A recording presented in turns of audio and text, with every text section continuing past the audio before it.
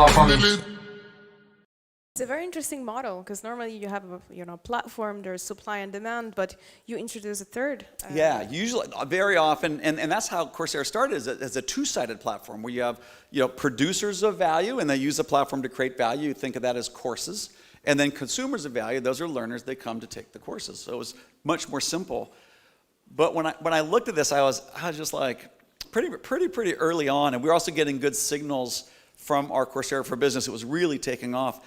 I was like, I'm not so sure that just learners and educators can really solve this problem. I think that you have to have the employer in the equation, because fundamentally most adult learners are trying to learn things that advance their career progress. And so if the employer's not deeply in your business model, then I think it's easy to be detached to the fundamental benefit of what we're providing to learners, which is the chance for economic opportunity, not just intellectual learning. You don't have to be guessing what skills are going to be required of me. You can just learn them and get hired. Right. Another thing, too, is that because people are going to be working for the rest of their lives, because they're going to get less benefits when they retire, if we say lifelong learning and people are going to be working for the rest of their lives, that means they're going to be learning at work. So I also just thought, how would we create a really good adult learning business if we didn't have a mechanism to teach people at work? And so to some degree what we've done is we create a platform where universities could offer courses, and then we take the university right into the workplace. So people at work can be learning those skills that they need, that maybe they didn't learn when they were in college, and maybe they didn't go to college.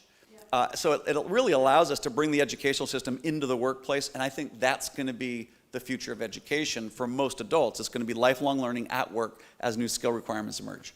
Absolutely. And yeah, so you released a report this year about the Global Skill Index report, where you released a lot of data about it. Anything you want to share with us? Any findings? Well, I guess it's called the Global Skills Index, and what it is, it's an assessment of the skill level of learners around the world in 60 different countries in the domains of business, technology, and data science.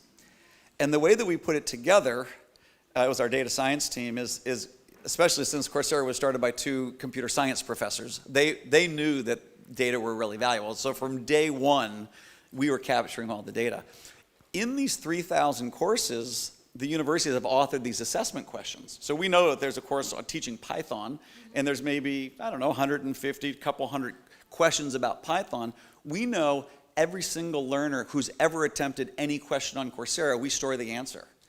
And we know the IP address of where they've been coming from. So essentially, we know how, and we also have a rubric that can score what skill does this assessment question test for, and how difficult is that question.